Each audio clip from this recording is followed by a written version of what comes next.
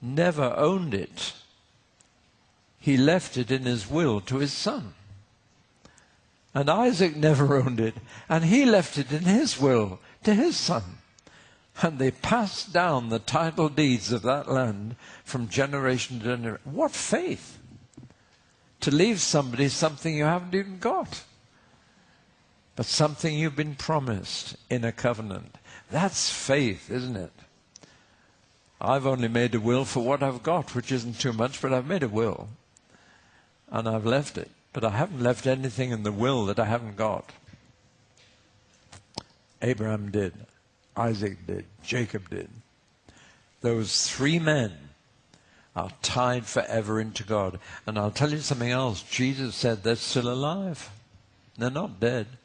I've seen their tombs in Hebron, but they're not in the tombs. Abraham and Isaac and Jacob are alive this morning, if you believe what Jesus said. And they'll be alive at the end of history. And one day the Bible says we shall sit down with Abraham and Isaac and Jacob in the kingdom and have a banquet. And I can't resist adding what I said earlier. Jesus will be the waiter serving the meal. It says that in Luke's Gospel. What an amazing sight. Sitting down. Abraham, hello, and Isaac, yes, and Yaakov. And Jesus says, here's your meal. I just can't cope with that. I feel a bit like Peter. You'll never wash my feet. No, come on, let me serve the meal, Jesus. No, Jesus will say, I'm serving. It's your banquet. Well now, so God was selecting these three men and their descendants. This covenant was in Canaan, the land that was promised to them. And it had a national and an international aspect. The national aspect was that God would give Abraham's seed, even though he was so old and his wife was way past childbearing.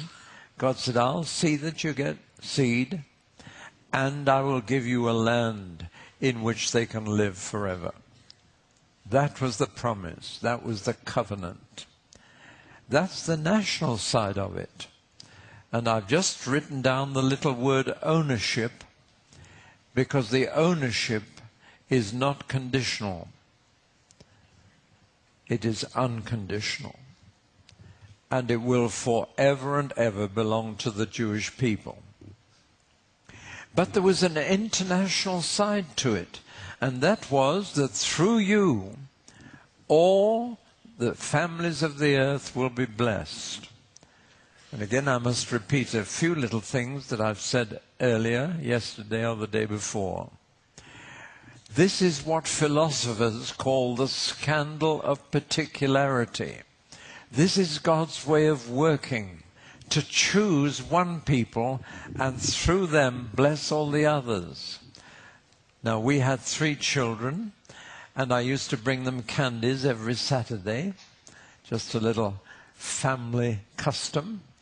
And I could do it one of 2 ways. I could either give all the candies to one of them and say, share those with your 2 sisters and brother, or I could give them each a bag of candies.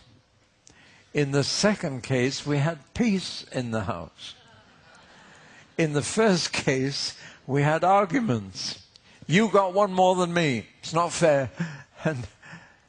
But that's the way God chose. He didn't choose to bless the Americans and the Chinese and the Indians and the British. He said, I'm giving it to you Jews. Now you share it with everybody else. And that's why we are all dependent on the Jewish people. We owe them so much. We wouldn't have a Bible but for the Jewish people. There wouldn't be a church but for the Jewish people. Everything that I value most, I owe to the Jewish people. That's how God works. I'm sure you know the little poem, How Odd of God to Choose the Jews. And then another poet added another verse because he thought it was too short.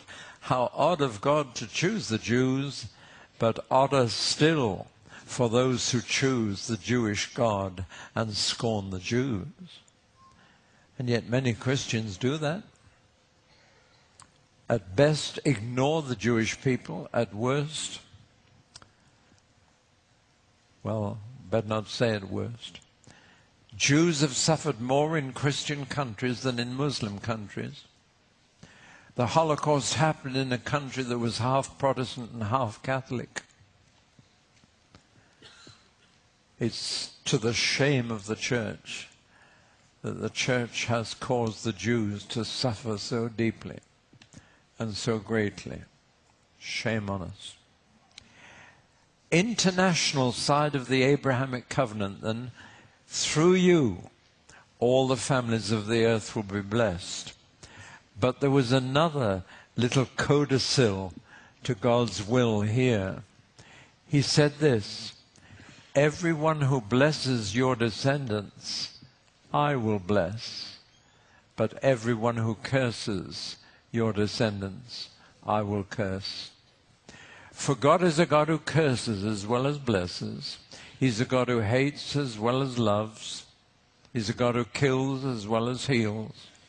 He's a God of goodness and severity.